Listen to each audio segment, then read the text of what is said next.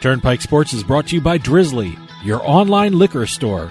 Available in over 95 cities across North America, Drizzly offers a huge selection and competitive pricing with a side of personalized content. Now there's no need to leave the house. Get alcohol delivered in less than an hour by Drizzly. Head on over to drizzly.com and order today. And now get $5 off your first order of $20 or more when using promo code DRINK19 at checkout. Shop beer, wine, and liquor with drizzly.com.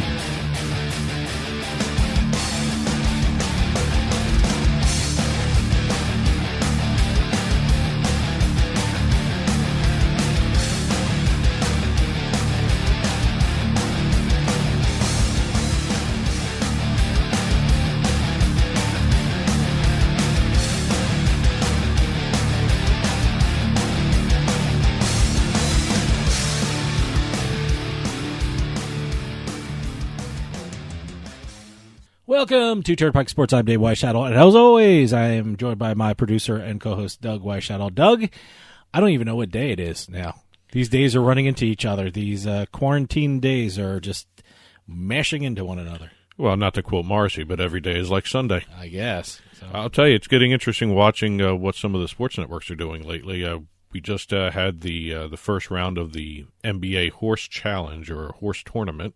I like the idea. Just the execution was no. The quality of the stream was terrible. Yeah, and I understand because I guess they're not professional cameras, and I guess it's the Wi-Fi or whatever the hell that was. So it was interesting. For a lot of people, it's any port in a store. I guess so. And you're seeing that. I mean, you're it starting was to see the iRacing all of a sudden. Man, there's a lot of that on. That's what I was going to mention. Oh, okay. I actually watched some of the World of Outlaws racing, which has those boxcar type of things going around a dirt track virtually. Very interesting to watch that. It was a little different than the Fox broadcast of the NASCAR race, but it was it was interesting to watch a certain different style of racing. Same stuff. Yep. But it was actually fun to watch a little bit different type of car. And I noticed one of the other things when they showed the stadium before the race when they were doing the pre-race stuff. Yeah. They had a shot of the virtual stadium, and outside the virtual stadium, you saw virtual cars on the highway going back and forth. So they're trying. Yeah.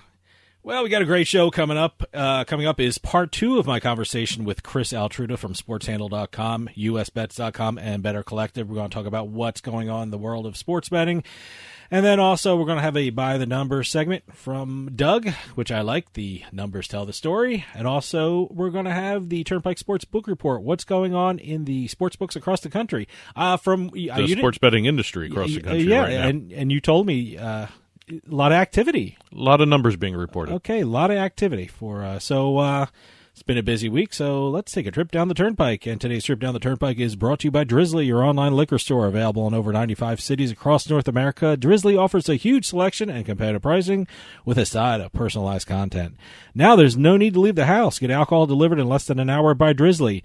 Head on over to drizzly.com and order today. And now get $5 off your first order of $20 or more when using our promo code DRINK19 at checkout. Shop beer, wine, and liquor with drizzly.com. Exit 1. Okay, West Virginia had made betting history for about 40 minutes. Well, yeah, I saw that on Twitter, then all of a sudden it wasn't on Twitter, or it was taken down. But you tell the story. What's going on? Last week, the West Virginia State Lottery had given approval for sportsbooks to start doing betting on political events, voting, elections. Yeah. Elections. So what? This is legal in Europe, right? It's legal in Europe. It's legal outside the United States. People can bet on the outcome of political elections. Yeah. And I guess West Virginia tried to do that. Huh? Well, here, in 2016, Betfair in the UK took wagers on the U.S. election. Almost 200 million pounds translates into $247 million. Wow. They made off that.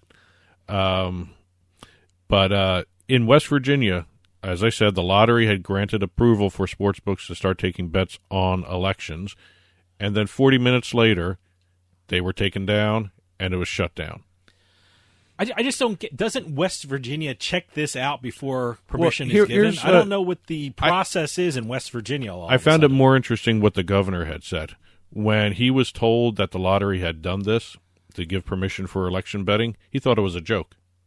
All right. Now, the West Virginia governor is also a partial owner of Greenbrier Casino, Which is also the FanDuel Sportsbook. Would you call it a private casino and a private sports book? Is that what we would classify that as? Yeah, it's not your typical casino. It's very strange. It's not open to the public. It's membership. Yeah, or if you're staying at the Greenbrier, you do get a pass for the casino. Okay. But he nixed it. And also, there is a rule on the books, a law on the books, West Virginia Code. It shall be unlawful to bet or wager money or other thing of value on any election held in this state. See, that's what I don't know get. where the lottery didn't see that. I don't see how they jumped the gun like that. They knew it was going to be a big story, and they knew people were going to look into it, and I can't believe they didn't cross their T's and dot their I's before they let this one go. Well, I guess in such a situation as this, with the pandemic going on, they were looking to get some revenue generated because they've been hit hard. There's really nothing in West Virginia that people can bet on. And I think this might have been something that they thought maybe could get the economy going in that area. Yeah. But they were up for 40 minutes. FanDuel, Did anyone bet on it yet? They or had bets. They refunded bets? They refunded.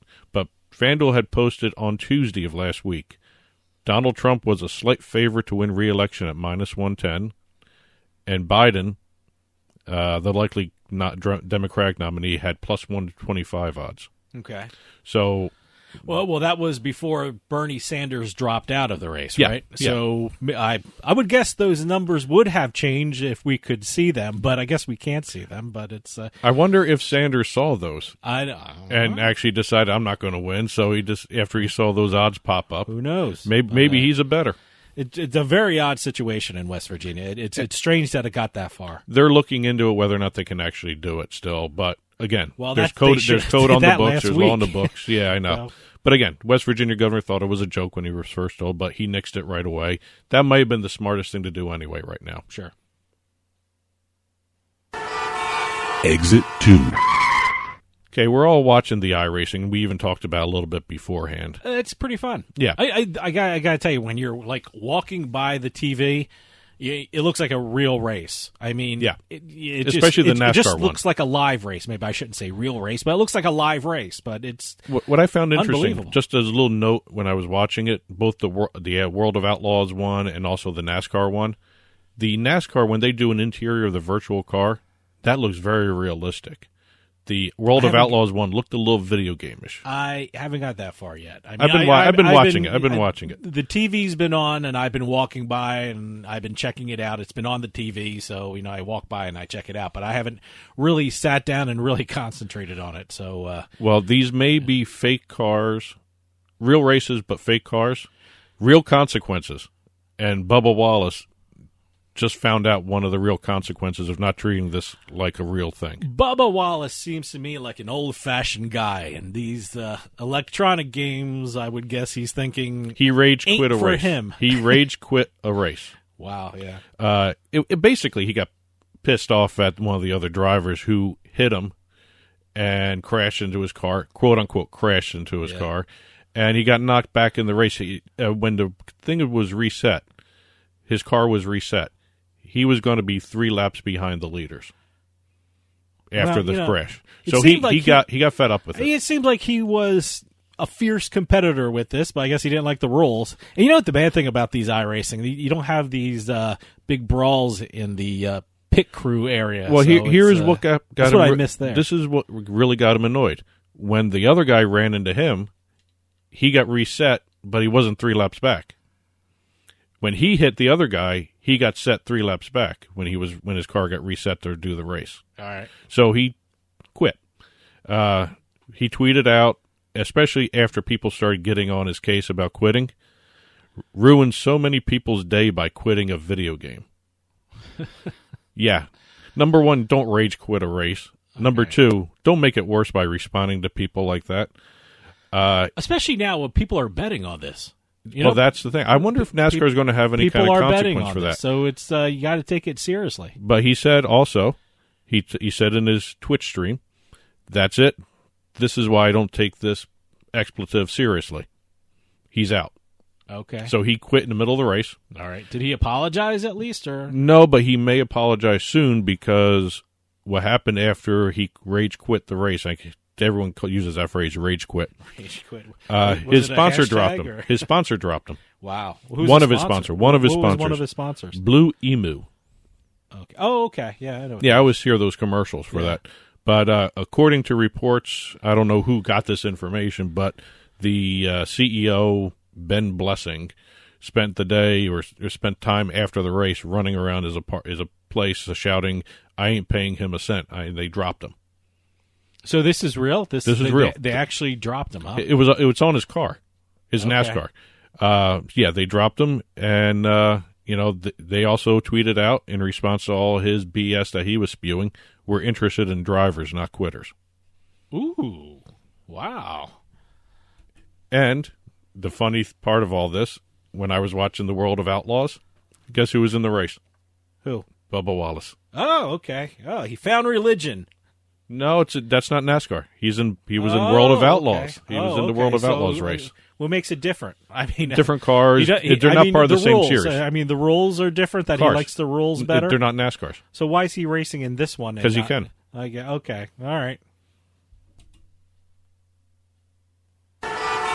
Exit 3. And the Tom Brady trademark assault continues. Oh, man. Boy, this guy does a lot of trademarks. Well, we talked about before he did the TB times TB. Tom Brady and the merging of those two entities, I guess you can call it. So he filed that on April 6th.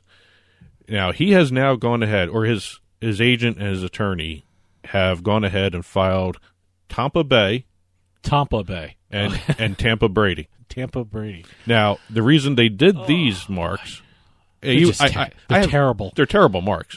But Dan Patrick, on one of their shows, had thrown out, they were joking around, hey, Tampa Brady and all that stuff. Yeah. So, and Patrick said, he jokingly said, let's make some T-shirts, and they did. Look, they started selling. As lawyers, we get what he's doing. He's trying to protect his name. It's not that he's actually going to use these things. He's just trying to prevent other people from using his name and likeness to make money. But I understand it. But it's Dan Patrick was informed that he could be receiving a cease and desist letter. Oh, really? Oh, is he selling stuff? He is selling stuff now. Okay. So, so what is he? He's actually okay. They're on his website. Huh? They're on his website. Okay. What happened also, and I took a look around on this too, with his Tampa Bay trademark. 2 other people have filed this mark. Okay. None of them Patrick, none of them Brady. A St. Petersburg man filed March 31st with the intention of using it on hats and shirts. All right. So they have a Tampa Bay in the system right now. Also, somebody else from Scottsdale, Arizona, applied March 18th for 4 trademarks. Tampa Bay, the Tampa Bay Buccaneers, Tampa Bay, Florida, and Tampa Bay Beach Club. Interesting. Yeah. And in my little research thing, and I don't think I've seen anybody bring this up, a Tampa Bay individual has filed a mark for TB squared. Interesting. Yeah. So there's a lot of trademark stuff going on, and it's kind of fun to watch what is going to shake out. His lawyers are busy, huh? Lawyers are always busy. I guess they can. It's great. They can work at home because you do a lot of trademarks and you file them. Everything's online. Everything is online. Well, actually, what I'm waiting for to see are Drew Orleans shirts. Well, I think he mentioned that. I saw Tom Brady say that in a tweet. Yep. So we'll see exactly whether or not another quarterback takes the mantle up. And by the way, I don't follow Tom Brady on Twitter. It's just everyone else retweeted him. Yeah, and I couldn't help but see it. Exit 4. All right, I came across this last little note. I thought it was kind of funny. Paddy Power has become the first sports book to have its own sitcom series. Okay, where can I see this? Is it on their On website? the Paddy Power website. All right, I'll check it out. It's a 4-part comedy sitcom, mini sitcom, whatever they want to call it. It was taped last year, or towards the end of last year. It's called Frank the Dinosaur. Okay. It follows the adventures of the team mascot for, let me get this right, Basildon Athletic Football Club. All right. The former disgraced mascot of the football club, and what he's doing now. Is this a real football club, or I don't know if it's a real football club. I don't know. There's so many football clubs in the UK. I can't keep up with them. Given the fact that the mascots are almost as popular, if not in some cases more popular than the teams out there, they thought this was an interesting idea to do. If they were going to wait until during the season, to do it, but since there's no season, hey, it's something to watch. That's what something they're doing. Interesting to watch. I'll watch it. They had 1 million views in the first 48 hours when the first episode was released. Maybe there's going to be another one, another sitcom. And today's trip down the Turnpike was brought to you by Drizzly, your online liquor store. Available in over 95 cities across North America, Drizzly offers a huge selection and competitive pricing with a side of personalized content. Now there's no need to leave the house. Get alcohol delivered in less than an hour by Drizzly. Head on over to drizzly.com and order today, and now get $5 off your first order of $20 or more when using our promo code DRINK19 at checkout. Shop beer, wine, and liquor with drizzly.com. And to get in touch with Turnpike Sports, you can call or text us at 609-512-5910. Email us at info@turnpikesportsradio.com. At Turnpike Sports are the handles for Facebook and Twitter for the show. You can subscribe to the audio portion of the show at iHeartMedia, iTunes, and the radio.com mobile app, as well as Pandora Podcast. We do have a smart TV channel for Roku, Apple TV, and Amazon Fire. Head on over to turnpikesportsradio.com and click on the smart TV channel button. And stick around, because coming up is part 2 of my conversation with Chris Altruda from SportsHandle.com and Better Collective. So stick around. We'll be right back with more Turnpike Sports.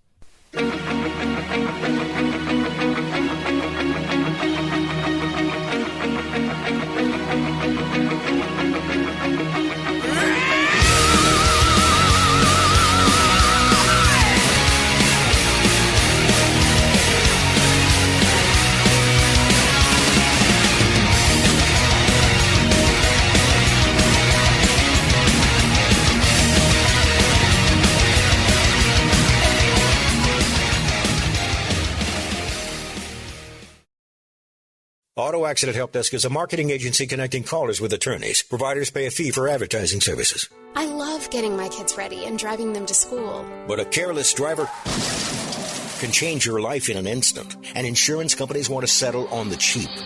Auto Accident Help Desk connects victims with powerful lawyers. They fight for you. I called Auto Accident Help Desk and got help for my pain and suffering. Don't let an insurance company take advantage of you. Our attorneys fight and beat big insurance every day. Call 800-757-1255. 800-757-1255. If you've been injured in an automobile accident in the last 6 months, you owe it to yourself to make this free call with no obligation. We're available 24/7 to help you get the money you deserve for your pain and suffering. Auto Accident Help Desk helps accident victims like you every day. Call 800-757-1255. 800-757-1255. That's 800-757-1255. Free stuff is awesome, but free stuff that will spice up your bedroom is even better. Just go to adamandeve.com and select almost any one item for 50% off, and then we'll load on the free stuff. Just enter this very exclusive code, BABE16 at checkout, and you'll get 10 tantalizing free gifts, including a sexy item for him, a special toy for her, and a third item you'll both enjoy. And 6 extra special bonus items that are sure to rev your engine, pique your curiosity, and even blow you away. Plus, free shipping! Always sent in discreet packaging. Go to adamandeve.com now. Get 50% off plus the 10 free gifts when you enter the exclusive offer code BABE16. That's BABE16 because without it, no free stuff. That's BABE16 at adamandeve.com.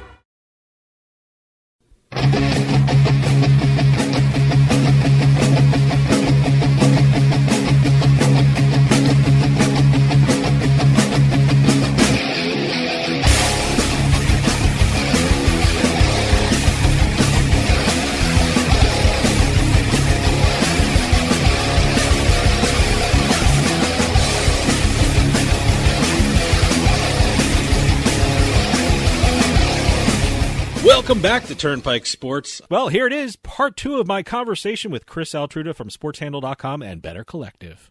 Let me ask you about another weird rule that I always think it's an odd rule. But in some states, in order to register for the mobile and online sports betting apps, people would have to physically go to the retail sports books to sign up.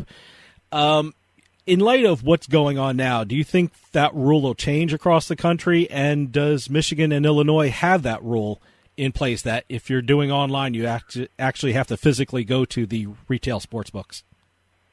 Illinois does have the rule in place because one of the things when Rivers Casino opened, they made it a point during the grand opening to say you can apply, you can register today, and when it becomes available, we will notify you that it is available.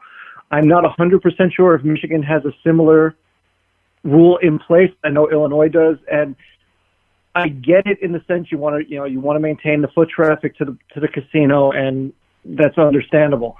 At the same time, it's a hindrance. I mean, Iowa has that rule in place for another 9 months. When they originally launched sports betting, they had the in-person provision. It sunsets at the end of the year, and over the months leading up to this, they had kind of flatlined around 60 million as an overall handle, and the online handle hadn't hit that like 70 and 75% marks that you see in states with pure remote registrations like New Jersey, like Indiana, like Pennsylvania, things along those lines. So it's going to be a market that has fits and starts, and as each casino comes online, or each sportsbook launches, it will be interesting to see what kind of brand loyalty there is, because just because you sign up doesn't mean you sign up for all the sportsbook. You're just going to that one sportsbook, signing up to have that one app. It's not a universal registration sheet. So that's going to be an interesting issue to watch play out. Here in New Jersey, a lot of the sports books are really pushing their online casino section to try and make up some of the lost business. I know Sugar House promotes a new slot game every week, and I know many states don't have online casinos, but is that the model most sports books wish they had, given the current situation? Do you think legislators will now be open to online casinos to support the sports books? I don't know how open they would be to it, because it's almost like a different version of Pandora's box. I mean, I could obviously see why casinos want it, because you're maintaining a relationship with the customer. I don't know whether or not how many states are going to have the stomach to craft online regulations for that, because it's going to be challenging if you do it. And I also don't know whether or not the casino industry, the actual casinos themselves, will push back on that, because sports bet for as much as we love sports betting, it's still a new revenue stream, so there's no expectations into it.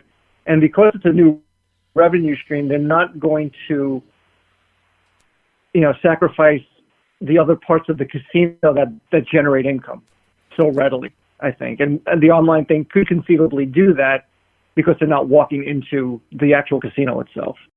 There have been a bunch of postponements in the sports world. For the first time in 75 years, the Kentucky Derby will be run in September. The French Open is postponed. The NHL and NBA is suspended. What will sports betting look like in the fall? I mean, how challenging will it be for operators juggling this many potential sports at once? I think the people who have the most challenging jobs are going to be the odds makers. I mean, you're just talking challenging turnarounds on multiple high-profile sports. I mean, even something that on the surface looks as simple as the French Open you're going to have 127 matches on each side of the draw that need to be turned around while college football is going on, while pro football is going on, while Major League Baseball is going on. And, and as you mentioned, another high-profile event in the Kentucky Derby. It's going to be a very large challenge for the sports books. I mean, you won't lack for volume or things to bet on, but at the same time, staffing becomes an issue. And, as this economy bounces back from an unprecedented situation, how do you go about staffing, for such a contingency? And that, as each sport comes back in different forms. I mean, Major League Baseball is obviously going to be delayed into mid-May, perhaps even longer. Does Major League Baseball say, we're going to play X amount of games this year? The MLS, in some respects got off a little easier because they'd only played 2 games at this point. Do they also come back and say, we're going to play our 34-game schedule and just, double up every week, which is, another contingency. The NHL and the NBA at some point are going to have a cutoff point where they say, this is the regular season ended, the playoffs start now. And, in some respects, international soccer is doing the same, is going to have to consider the same thing. They did the right thing in pushing the Euros back a year. But again, it's also part of now this 21-month period where you're going to be absolutely nonstop busy should things get back to reasonably where they were before everything happened. We were talking here in the office about, will this fall be one of those rare times in sports history that will lead to a lot of groups that analyze sports betting to come out with a bunch of reports about how we bet as a society? I mean, with the potential NHL, NBA, horse racing, MLB, NFL. I mean, are we expected to see a lot of studies to show how we bet as a society? I would hope so. I mean, I think that's a case where, as much, if you can present that in some sort of form, I think there would be a healthy market for it. I think the other thing it would do as sort of like I don't know what the right phrase is, but I think it would also help in terms of dealing with problem gamblers. Sure, yeah. And having that information help states, in terms of their self-exclusionary policies, which is a very important thing when you consider the online market at this point, especially as it will grow in each state, as each state, brings it fully online. So I would absolutely be in favor of seeing more of those. And, the hope is actually, you would get it at that point to have some of those ancillary, kick-ons, for lack of a better term. It seems like the only thing that really sparks some interest in sports betting right now is the NFL free agency. And I'm not sure how interesting it would have been if Tom Brady didn't leave New England. How big of a market was the NFL free agency for sports betting at this time? It was one thing about the Brady thing was interesting. It showed, what sports books can do in terms of creativity. I mean, when you look at, something like PointsBet, which, kind of like, operates on its own plane in some respects with, some of their promotions and some of their methods, to watch, how they do things, and then, watching how other markets respond, like DraftKings and FanDuel had, markets on Brady's eventual landing spot. Now, because you have, only X amount of free agent movements at each position per year, it's hard to do it. But it was also interesting to see, what offerings were available. Now you have your attention turning to the NFL draft, and their players, certain players are slotted to go, by X. The over/under market now for the NFL draft prospects is an interesting market, and as trade talk heats up, you're going to see those markets fluctuate. I saw, as a Jets fan, I'm sitting there like, hoping that we have someone to throw Sam Darnold to throw to this year, and it's so. Seeing those markets, with an over/under for certain receivers and things of that nature, and how they offer these packages with nothing going on is going to help either A, create a relationship with a bettor, or B, sustain it in terms of customer loyalty. So that will be something to watch going forward in the next 6 weeks leading up to the draft, is how they make these offerings to the public in places where it is available. Which is also now another key point, because you have, states with full, mature mobile markets are definitely going to be at a competitive advantage as opposed to ones that have it either A, piecemeal, or B, not available. Now, the NFL draft was always a big betting event. Do you think this year, because of the lack of sports, you think this will break records or be more of a betting interest this year since nothing else is really going on? It will have more of a betting interest. I'm guessing as a category it will break records. The question is whether or not the volume of bettors available will help make it set that record. I don't think it's reasonable to expect that a per-person betting amount is going to be higher given the uncertainty of the overall economy. But I think in terms of interest, you will definitely see raised interest. I don't know if you can set a record in terms of handle, though, based on the uncertainty of the overall economy. Well, right now, do you think the NFL is the most popular thing people are betting on with regard to futures, free agency, and the draft? Or do you think people are turning to other sports like soccer, and I think I saw darts, and someone wanted to bet on sumo wrestling and things like that? Do you think people are turning their attention? I know. I think ping pong, too. Do you think people are turning their attention to maybe not as well-known sports, or do you think the NFL is really capturing the attention of the betting market? I think domestically it is because it's the only one where you can make a futures bet that is not affected by the virus yet. I mean, the NFL is, planning to go with a 16-game schedule right now, so your win futures, your over/under win futures are, still whole. Your futures to win the Super Bowl still whole. So I think in that regard, the NFL has a pretty good lockdown on that's a horrible choice of words, by the way. I apologize for that one. But it's right now the NFL definitely has the market's primary attention.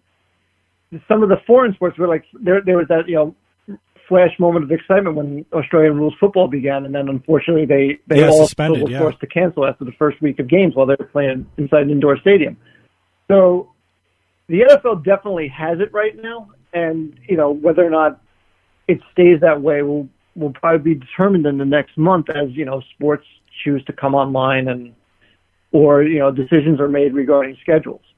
Well, let me ask you something. From your discussions with people in the industry, what are sportsbooks doing now to somehow minimize the present loss of business? I can tell you we got a message from a affiliate, and they said during this time we're not going to be giving out affiliate fees. Do you think that all sportsbooks will start doing that, or do you think they're going to be doing different things to minimize their losses? I'm not 100% sure to that end because I've yet to really get a grasp of the industry in general in terms of things like you mentioned with affiliate fees. I imagine there's just a way to keep themselves in the public eye with offerings and also just, being socially proactive with their customer base, with their clients. And I think, it sounds like overly simplistic, but I think best practices right now is probably the way to go about that. I can't speak to the specifics because I admittedly do not know that much about it, but that would seem to me the best option available. Well, going forward, what do you think the effects are for the sports books? I mean, is the money that they're losing now, will they make it up in the fall, or is that just loss and they're never going to make it up? I think a good deal of it is loss they won't make up because it would have been the NCAA tournament, which is the longest sustained and high volume betting there is in a calendar year.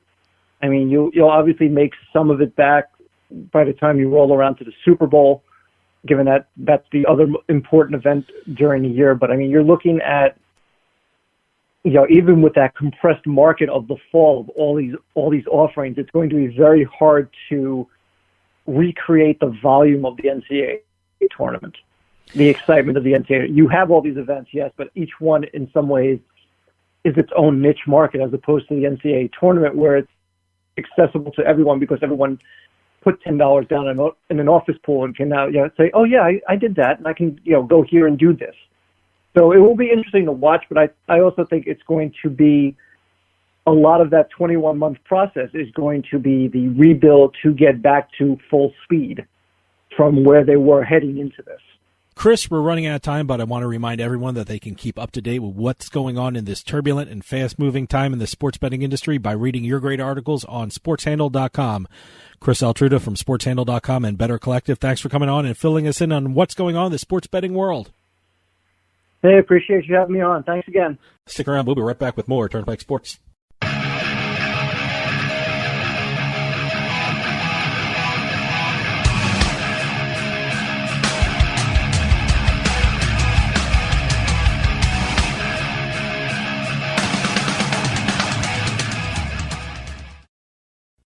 Sometimes life is wonderful, and sometimes it's not. Cherish the good, but always be prepared for life's challenges. At Private Healthcare, we provide the peace of mind you deserve. With Private Healthcare, you'll get the coverage you want and healthcare you need. If your employer doesn't supply healthcare coverage and you don't qualify for Medicare or Medicaid, you need to give us a call right now. Private healthcare is private health insurance for ages 65 and under with medical, dental, vision, and even prescription coverage. When life comes at you unexpectedly, you need to be ready, and health insurance is your financial safety net. If you're looking for health coverage at the best price and your annual household income is $35,000 or more, give us a call at 800-231-9279. That's 800-231-9279. 800-231-9279.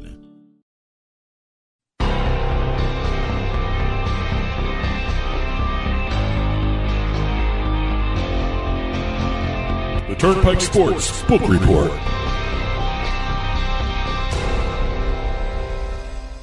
And the Turnpike Sports Book Report is brought to you by BorgataSports.com. Your favorite casino is now your favorite sports book, available anywhere in New Jersey. BorgataSports.com. Sign up at BorgataSports.com using our promo code PIKE. That's PIKE.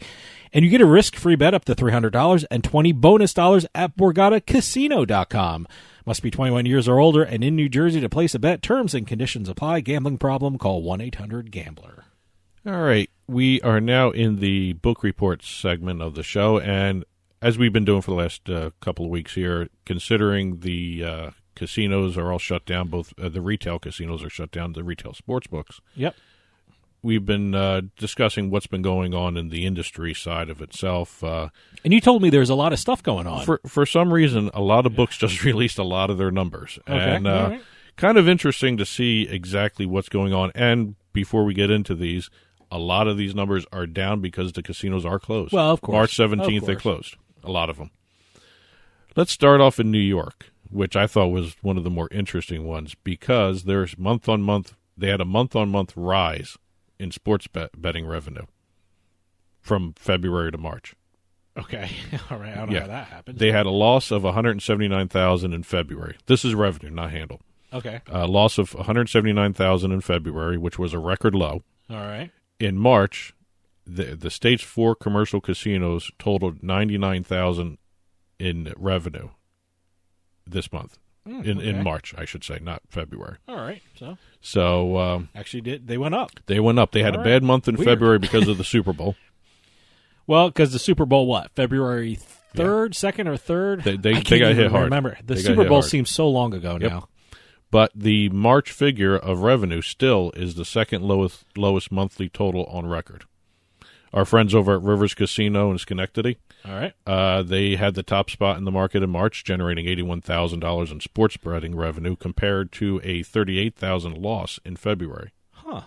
Okay. So they actually made out pretty good, even though the retail sides of everything are shut down. In Iowa, they just reported their sports betting numbers. Total handle both retail and online because they had half a month open as well. $19.5 million in handle, down 65% from February. Yeah, well, that's what's going to happen. Yeah. So revenue of $1.1 million. The online handle was $13.36 million of the 19, so just under 70% of the handle was online. Prairie Meadows was the tops in handle, $6.8 million, and they had most of that from online as well. What a great name for a it's a tracking casino. Prairie Meadows. So sounds so peaceful. Exactly. Indiana also reported their sports betting numbers. They generated just under $5.5 million in revenue, $75 million in handle, just about. Ameristar East Chicago was the top handle and revenue generator, $2.66 million, and Blue Chip Casino came in second with $1.6 million. That's like one of the most confusing town names. East Chicago, Indiana. Yeah. Which is very odd. Well, hey, in New Jersey here we have a West New York, New Jersey. States have that all Weird. over the place. Arkansas Bizarre. has a Indiana or something too. So, they also added the Belarus Extra League Hockey League. Anything from Belarus, I have lost money on. I don't. The hockey was terrible for me. Everyone I bet on was awful. I actually need to learn a little bit more about Belarus. Is Belarus known for hockey? They are now. I guess so. They are now. West Virginia, sports betting revenue peaked the week of March 1st. They had $1.34 million in revenue. That was the final week before all the leagues shut down. Sports wagering revenues have dropped sharply afterwards. On-site sports books posting losses of $293,000. That's losses. The week of March 8th. And then losing another $93,000 the week of March 15th. Michigan, which had their sports betting scene open only for 3 days. Gaming regulators reported $105,000 in revenue from sports betting. From those 3 days. March 11th at 3 p.m., then they got the closure order March 16th. Wow. 5 days. I'm sorry, 5 days. My edition is off there. Wow. Little news and notes here. New Jersey, they did not allow betting on the horse tournament. Yeah, I guess not. Nope, Yeah. Pre-taped. Oh, okay, that's what it was. Yeah, I think they did. Wasn't there some kind of bracket thing or Play Sugar House and Bet Rivers both offer free-to-play brackets. Sure. Both in Pennsylvania and in New Jersey. By the way, they're one of our sponsors, and I think we've been tweeting. So yes, I should have known what it was. That's okay. We won't tell them. The bracket. And last but not least, I saw this and I thought it was really interesting that William Hill has come out and said that table tennis is one of their bigger draws right now. I checked that out today. William Hill, in New Jersey anyway, does have table tennis, and I'm assuming they have it in Nevada and anywhere else they... Before New Jersey allowed it, it was in Nevada. Okay. And according to William Hill, they were taking 6 figures worth of bets every day on table tennis. Let me tell you something. I'm gonna throw a little money on this table tennis thing. I'll get into the table tennis scene, and I'll report back next week. Yeah, we need a table tennis expert somewhere. Right. Where can I go to get the analysis for table tennis? Probably Belarus. It is in the table tennis is in Russia. Yeah. So you got to find something. Well, it is in Russia. The one I saw today. There was a couple matches that was in Russia. So yeah, there was a couple live ones going on right now as we spoke. It was as we spoke. As we spoke about it because we're taping. Yes. Well, but it was Monday morning. When did we do this? Monday morning. Yeah. And they were live. So yeah. So if you're into table tennis, they had a report. Maybe we'll do another special Turnpike Sports, and we can talk table tennis later on in the week, and I can tell you how I did. Well, they did have that one big. I'll throw some cash down. One bettor in Nevada turned $50 into $9,600. Wait, say that again. What was that? A bettor in Nevada, a mobile bettor in Nevada. Okay, what did he do? $50 into $9,600. Pretty good. 10-team table tennis parlay. Wow. Okay. I don't know enough to even try that. Good for that one. bettor. But hey, we just he did. Or she is my hero. Wow. Hey, okay. I'm still impressed with the other guy from Gulfstream Park. 50-cent pick 5. Yeah, the guy horse racing. The guy bet pick 5 the first 5 races at Gulfstream Park. Which a lot of people don't normally do. Yeah, what was that? 50-cent bet. 50-cent bet turned into $550,000. Absolutely. And he did something a little odd. They were saying he did the first 3 races or the first 2 races. He went against the favorites. Good he for did. him. He did 3 long shots. We're saying he. It could be a woman. Well, they kept saying he. All the reports did they? kept saying he. I'm very cognizant of that now. I'm saying the better. The better. Because I don't know. Women are some of the best bettors in this country. So hey, in certain areas, they're a lot better than me. So, I say the better. And the Turnpike Sports Book Report was brought to you by BorgataSports.com. Your favorite casino is now your favorite sports book, available anywhere in New Jersey. BorgataSports.com. Sign up at BorgataSports.com using our promo code PIKE. That's PIKE, and you get a risk-free bet up to $300 and $20 bonus at BorgataCasino.com. Must be 21 years or older and in New Jersey to place a bet. Terms and conditions apply. Gambling problem? Call 1-800-GAMBLER. And stick around, more Turnpike Sports after this. It's the By the Numbers segment, which you throw out some numbers, and I guess we could try and guess what the hell you're talking about just by guessing what the numbers are about. Well, I'm really bad at this, so see how I do when we come back with more Turnpike Sports.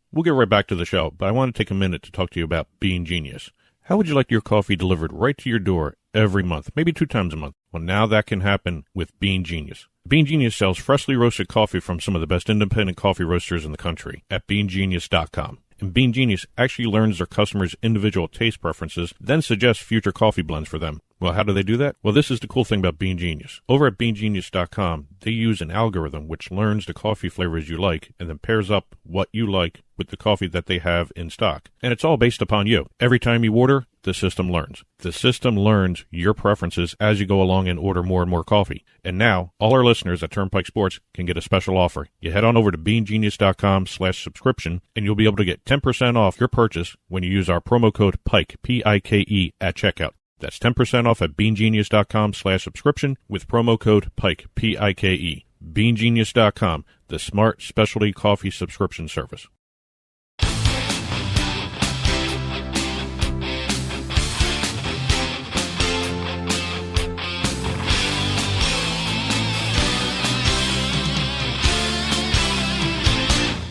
And By the Numbers is sponsored by Play Sugar House Online Casino and Sportsbook in New Jersey. Sign up at PlaySugarHouse.com/Pike and get up to a first deposit match of $250. Enjoy the casino experience online.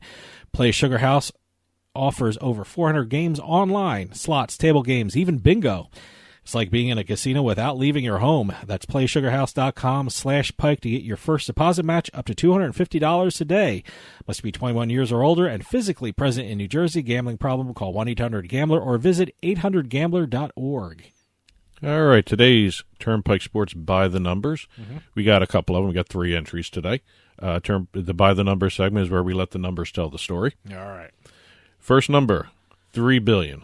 That's got to be that's no sportsbook profit, or that's no casino profit right now. No, that's got to be some kind of rating or viewership or something. Right? You're right, viewership, because everyone's sitting and watching something. It's the number of hours watched on Twitch so far this year. Wow, I have not seen Twitch once. I've not seen a minute of Twitch. Wow. I got to get into that, I guess. That's where everyone is in like poker or whatever they're doing with Twitch. That's 3 billion poker and esports hours. is big in Twitch. I have trouble even picturing that number, but I guess it's a cumulative number for the first 3 months. Other channels reported some of their numbers. YouTube Gaming Live channel, 1.1 billion hours. Facebook, 553.8 million. But actually, Facebook may be changing soon because they just launched a new channel, Facebook Gaming, where people can watch and play online game tournaments. Nice. All right. Another channel. This is for esports, I assume. It's all esports, yeah. All esports, okay. And the other channel, Mixer, which is a new entrant into the. It's about maybe a couple years old, maybe 2 years old. Nope, never heard of it. 81.4 million. They're the guys with Ninja, I think. Okay. He went from Twitch to what are they Ninja. called? Mixer. Top games watched in Q1. I just wanted to throw these out as well. League of Legends, 427 billion hours watched. Okay. Fortnite, 287 billion. And Just Chatting, which is Twitch's casual stream category. You can just go online. It's like a lounge. All right. 285 billion hours watched. I mean, it's a lounge, but you're still not seeing, playing. You're still playing. You're not. It's not competition. Oh, all right. Yeah. Okay. Yeah, but you're not seeing other people No. who are seeing you. No. Okay. Well, no, Twitch does have the little screen that pops up in the Oh, insert, okay. so you could watch the person right. playing as Okay. well. 120 is our next number. 120. No clue. The percentage value of the credit being offered by StubHub to ticket buyers for events postponed or canceled by the pandemic. Good for StubHub. Well, this is causing some interesting really? problems for StubHub. Okay, why? It's even gotten a congressional committee looking at them. Really? Yeah. See, it sounds like a good thing on it's its a great face. thing. Yeah. But this is the problem. A lot of the events that they're saying are postponed, they're not calling them canceled, so people are not getting their money back. Okay. The All policy right now on StubHub is if an event's canceled, you get your money back, a full refund. So if it's postponed, it's not They're calling them technically postponed canceled. because a lot of them are the sporting events. All right. Okay. You know, you buy tickets for a soccer game or a football game or a baseball game, and it's postponed. You're going to get the site credit. You're not going to get your money back. Okay. So it's going to be interesting to see exactly how that one shakes out. You know, they have their fan protect guarantee, but they also have 40,000 events that were canceled by the pandemic in the United States and Canada, and they're calling them postponed events. All right. So we'll see how that one shakes out. And our last number for the day is 71. 71. I don't know. Related to the first number we threw out. Okay. Not really, but sort of related. Is it gaming? Yes, it's gaming. 71. It must be What a else is percentage. going on? What else is going It on? must be a percentage of something. It's the 71. It's the percent increase in the volume of esports and gaming conversations on Twitter. I'm seeing a lot of that. Yes. Seeing a lot of that on Twitter. The second half of March has seen gaming conversation volume jump 71% in comparison to the first 2 weeks of March. This is just March we're talking about, a 71% jump. According to Twitter, Fortnite is the number 5 most globally tweeted about on their site. Wow. All Yeah. right. That's international, but in the U.S., Fortnite ranks number 4. I'm going to make a prediction. When all this is over and everyone can get outside again, especially to casinos and things like that, you're going to see a lot more esports, either conventions or events at casinos. It just got too big to ignore. Honestly, it's just absolutely amazing the growth of esports. When everything calms down with the virus, you're going to see casinos take everything. Yeah, they got to take every type of convention. Yeah, well, event, convention. Whatever is going to be offered, they're going to take it. Well, that'll about do it for us this week. Stay home, stay safe. See you next time on the Turnpike.